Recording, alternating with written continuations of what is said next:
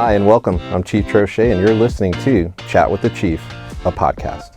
We are going to be discussing our homeless outreach team. I'm honored to have Sergeant Morrison of our homeless outreach team here, who oversees the law enforcement side of the HOT team. And I have Miss Deidre Jones. We love to call her Dede. And she's the other side of the homeless outreach team, the mental health side and social services. Thanks for being here. Absolutely. Thank you for having us. One of the things I wanted to start off with was really trying to humanize a lot of the people that I have the great honor of working with. I'm going to call you Jamie. You can call me Rex. I won't be offended. Not going to happen.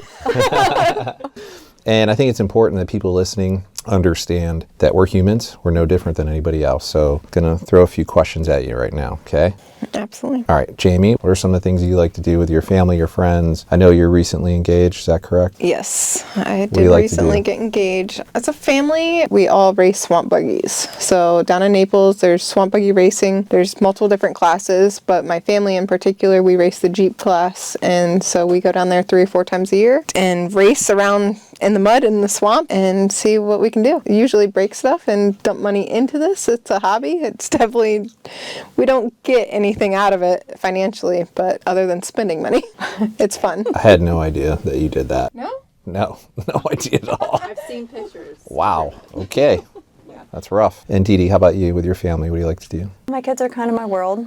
They're 13 and 16, so we're kind of getting closer to, going to be moving on to bigger things, so trying to grasp the time I have. So just to sit down and read cards that just get you asking questions about world issues or what's going on internally and those kinds of things, and it ends up bringing out some of the best discussions. So it's something that we try to do at least once a week, and it's the one time they get along and are on the same page about things. So it's really neat to watch them grow and see how different they've become through the years. I'll enjoy it. As a father of 3 daughters, and my youngest is 18, there comes a point where you're no longer the sun in their world, and so just enjoy those times. If you can, Jamie, just kind of tell us about the dynamics about HOT and then how you interact with Dede's group in order to help the homeless. People may not see you day in, day out because sometimes you're out early in the morning in the wee hours of 3 a.m., 4 a.m. Sometimes you're out till very late. So not everybody may see what you're doing. In the homeless outreach team, we're made up of myself, which is the sergeant of the unit, and then I have 4 officers. 2 are primarily outreach officers, and then 2 are primarily enforcement officers. Our outreach officers, we try and just have positive influence with the homeless that we come across. They are usually with our case managers. When you think of law enforcement interacting with people, a lot of people only put that with I'm in trouble or it's a bad encounter. They're enforcing something, and that's not the case. The city's homeless outreach team goes by the 3 E's, which is to educate them on services available and the laws and ordinances that are in place so that we can hopefully prevent them from violating any of those. And then we encourage the individuals to take us up on some of those services, help us get them connected. So that comes to the last E, which is the enforcement side of things. With enforcement, we do have the 2 enforcement officers on the team, as well as myself. I would say I'm closer to the enforcement side, but when we contact somebody, if we have already educated them, we've encouraged them, and they're just still not ready to accept services, but they are violating one of those laws or ordinances in place, we can issue them a community care court date. And that kind of forces their hand at looking at the services available. If there's a program, they don't have to complete it, just show progression. The charge that they were originally given is actually dropped. Our outreach works with the case managers.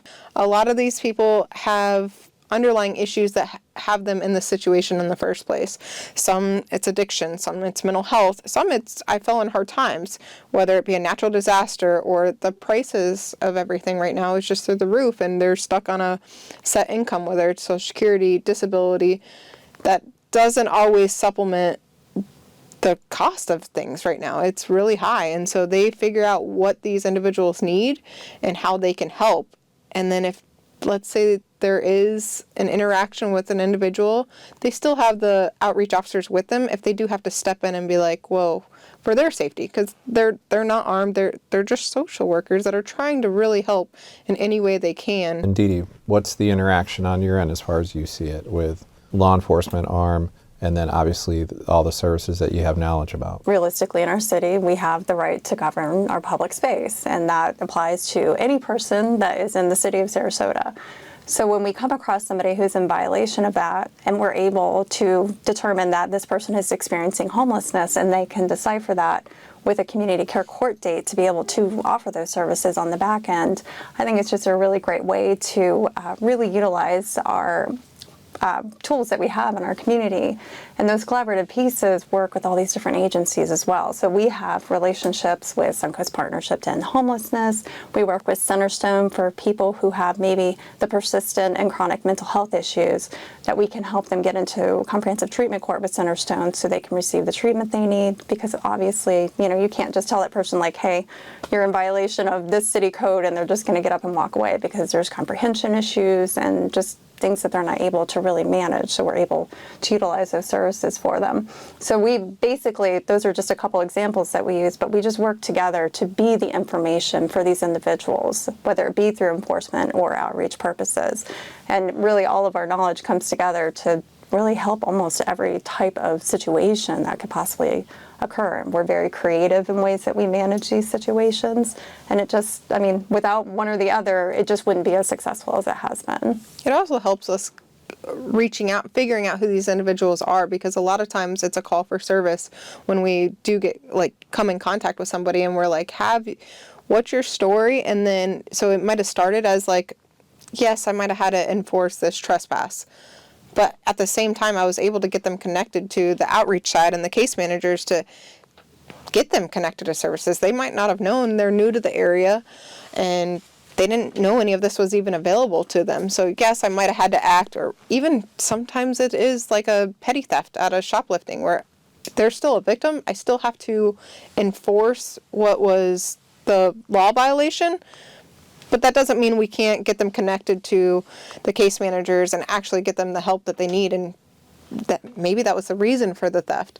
You work together, but how closely do you work together? Do you sit in an office in downtown Dede while your officers are in cars, or are you actually physically working together? I think people kind of need to see that picture.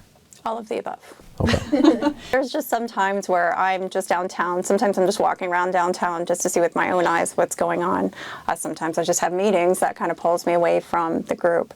The case managers tend to stay at the police department, and what works really well with that is if there's like a call to service where case management is needed, they're here so they can hop in with one of the officers to go ahead and take care of that situation. We talk, Jamie and I talk every day. Like, there's not a day that goes by that we're not in contact with each other. My approach is very hands-on. I like to do outreach because I want to see what's going on in the community, but I also know that if I can't be there, that my case managers and the outreach officers are so amazing at what they do that the situation will be handled, and our communication makes it where we don't miss anything. Like, one hand always knows what the other hand is doing, because I feel like you can't be successful if you don't have that open communication. And what's your background, Dede? So I have a master's degree in professional counseling. I'm also a licensed mental health counselor. I've worked with, in my career, with a lot of the agencies that we partner with, like First Step of Sarasota. I've worked at the detox there. I've worked with Centerstone with the comprehensive treatment court program. I've worked with Sail of Freedom. So I have like a lot of the background of some of the experiences our individuals experiencing homelessness have dealt with. So it just helps create those relationships as well, as far as knowing what's appropriate to refer them to. So, I mean, really, mental health field is really kind of my world, so this fits hand in hand. I think that's good for people listening to understand that you have a very in-depth background. This is what you do, and you're essentially a subject matter expert in this field. And then Jamie, just kind of give everybody a little bit of your background as far as years of service and some of the things that you've done as well. I've been at the agency for 8 years. Prior to that, I did get my bachelor's in criminology. I did have a childhood that I did have a lot of interaction with law enforcement due to family, mental health, and addiction. I was pretty fortunate to be with family members, but my sisters were actually in and out of foster care and stuff prior to getting with family members when they did get straightened up. So I kind of saw a lot of different sides of it, and I mean, for my sister's sake, I wanted to show that they didn't have to follow that same pattern. And so I started doing, that's why I got into the criminology in college and really started digging in, how can I be that difference? I want to show people that this might be their life right now. It doesn't have to be their life forever. Like, they can change that. They can make that step to improve. And it doesn't matter what you were dealt. Like, it's up to you. And nobody said it was going to be easy. Do you think your background and your experiences really led you to where you're at right now? Absolutely. Absolutely. Just in the 8 years that I've been here, I've interacted with many individuals, kids, and they're like, you don't know what I've came through or what I've been through or where I came from. And I'm like, actually, you'd be surprised. A lot of people think cops live this perfect life and they were born with a golden spoon in their mouth. And that is so far from the truth. A lot of us have these experiences that led us to this career in the first place. So, like, a lot of us are in this career for the right reasons, and it's to make a difference to the community. And just, how can we help? We are here to serve you. It might not be the help that you think you should be getting, but sometimes open ears and just listen to what they have, like, what people have to say, and they might be guiding you to how to get your life on a better track. And this can start from, I mean, I've had talks with 5-year-olds that I think comprehended a little bit even of what I'm saying. Like, you don't have to live this life. Unfortunately, some children have bad experience with law enforcement due to family situations, and they only have seen a negative side, whether it be family members being taken away. And it starts there. The kids, like, they need the positive interactions as well. And because that way they can start making decisions and not go down that criminal path that might end up leading to homelessness. Because sometimes you get charges. It's hard to rent houses out.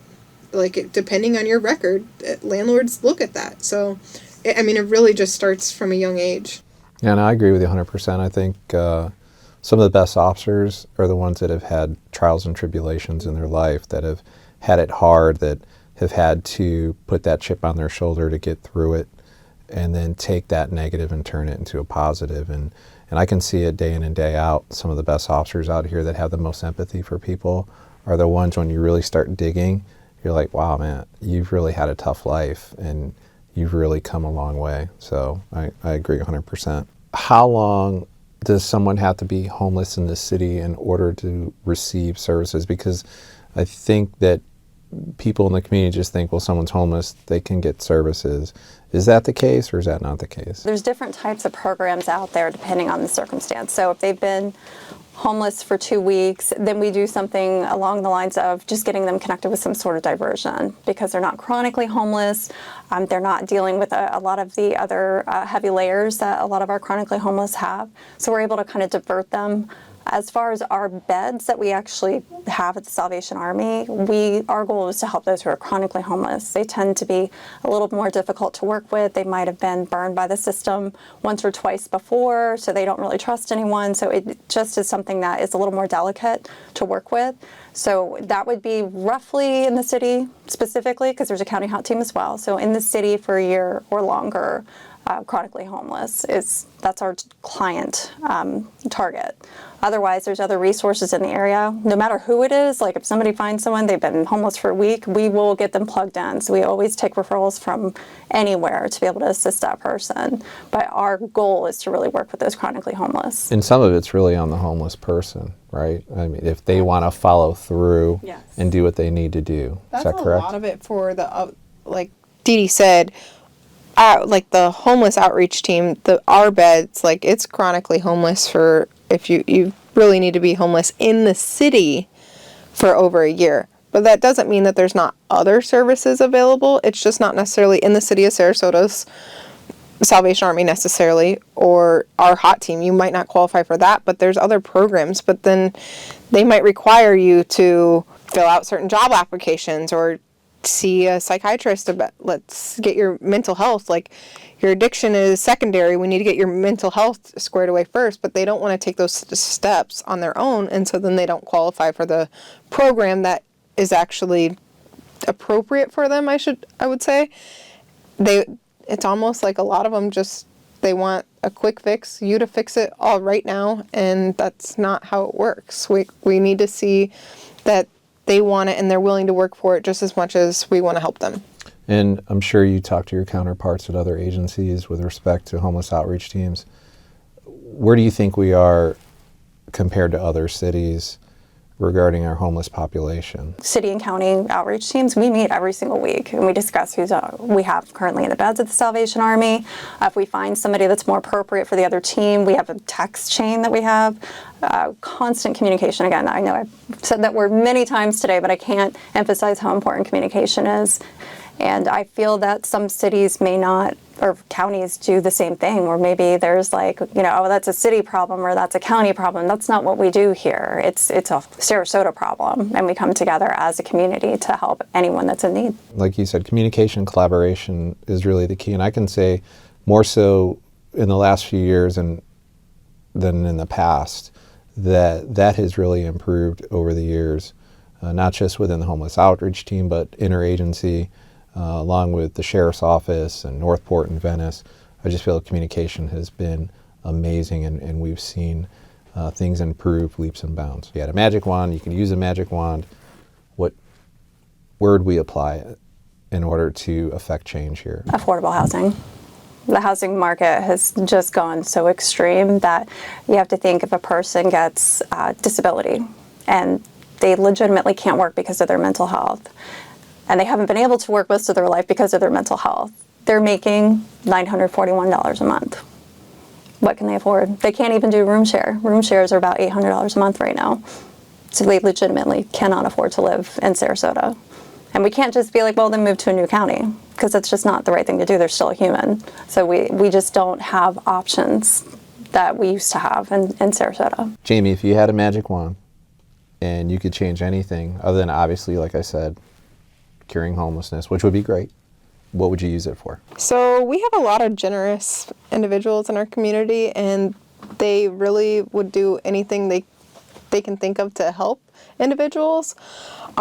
Sometimes their generosity is not assisting individuals that are dealing with homelessness in the way that they believe. I see a lot of donations happen on the side of the road, and those donations don't necessarily go to where they're thinking that they go to, or helping the individuals as they thought it would.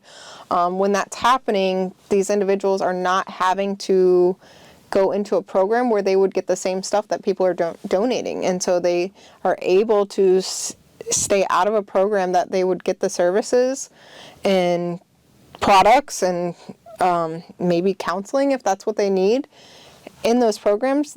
They're not having to do that because they're getting it on the side of the road or in a park, wherever these individuals are wanting to donate to. So, and a lot of times due to weather or they don't have any way to carry this, a lot of it ends up in the trash. It gets wet, soiled, mildew, food goes bad very quickly. It gets ants. So just donating to the side of the road is causing some hazards as well as almost wasting. And why do you think that is? I think people do this out of the goodness of their heart. They truly believe that they're making a difference and helping an individual by donating. I think they're doing it for all the right reasons.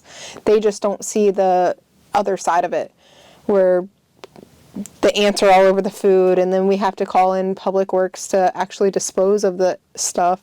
When I ask individuals why they are hanging out and not going into a program, like, why are you choosing to be on the sidewalk right here? Like, what can I do to get you in a program? And they have everything they need right on the sidewalk. Everybody brings some food, clothes. I've been there, and they hand them $20 bills right in front of me. And here, if I was able to stand on a sidewalk and be handed cash, I don't know that I would be coming to work either. Right, and I think the toughest part is I think they just see, hey, here's a person in need. Let me give to that person in need.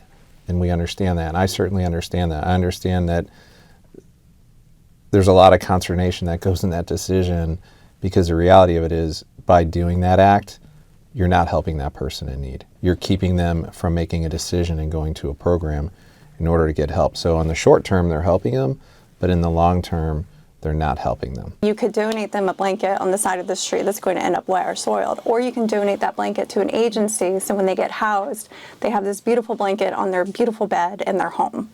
That's going to have much more of an impact than doing it on a sidewalk. Absolutely. These people that have the that are being generous and are able to donate and have that helping hand. Like, there's so many agencies and shelters and stuff that will love to take those donations, and they would go to a better use and last a lot longer than they would on the side of the road. So I'm going to go through these questions.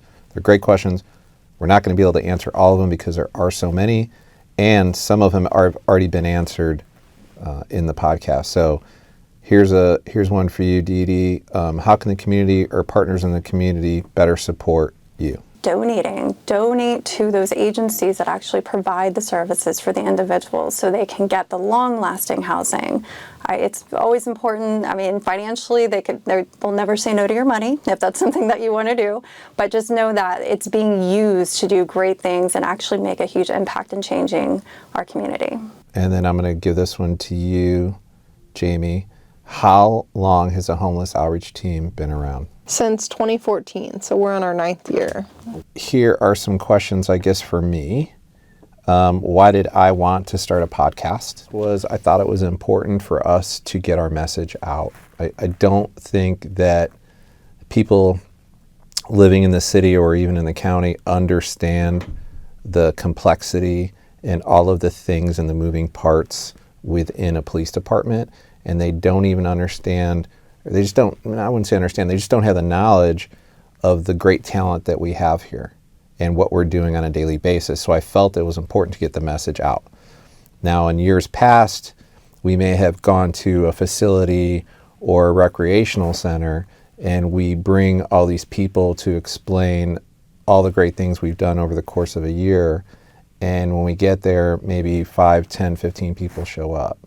And I understand why that is, because people have jobs, sometimes 2 jobs, children, they work late. So doing a podcast, in my opinion, was the best way to get the message out where you could access it at your leisure, whether you're eating lunch, whether you're at work and you have a few minutes, whether you're working out, and just kind of sit there and focus on what we're saying and have that time to yourself, and then hopefully ask us questions to follow up on. So I hope everybody that's listening tells other people to listen in. I have 2 great guests, but it's going to get better and better. Any word as to when the SPD volunteer program is coming back? I hope very soon. I was shooting for this spring. If not, then the fall. I hope that answers that question. I was hoping this spring, but we've had some speed bumps, and I just need to hire a civilian coordinator, and that's what I'm trying to do. Will you make the podcast available in Spanish? How cool is that question? That tells me we have Spanish listeners, right, that are interested in what's going on in the city. So I can say this, we're low budget right now. And in fact, we're so low budget right now, we're in an interview room in our criminal investigation division. And we're just really using the bare minimal equipment that we could afford. So I'm hoping, yes, we will be translating in Spanish. So please continue to listen, and hopefully that'll be coming to a theater near you. So I just want to thank Jamie and Dede for being in here. And I know that we had a short time to cover a broad topic. And I do want to thank you for your time and all you do for the city of Sarasota. Thank you. I don't think the people of the city even really can understand in totality, just by the few minutes that we had in here, how committed you both are to what you do. And so I thank you, being the chief of police. I thank you for your time and your efforts, and I mean that sincerely. Thank you for having us. Yeah. Everybody listening, please tell your friends to listen to us. Have a great day. Please live, love, work, play in our city, because we love it just as much as you do. Y'all have a great day.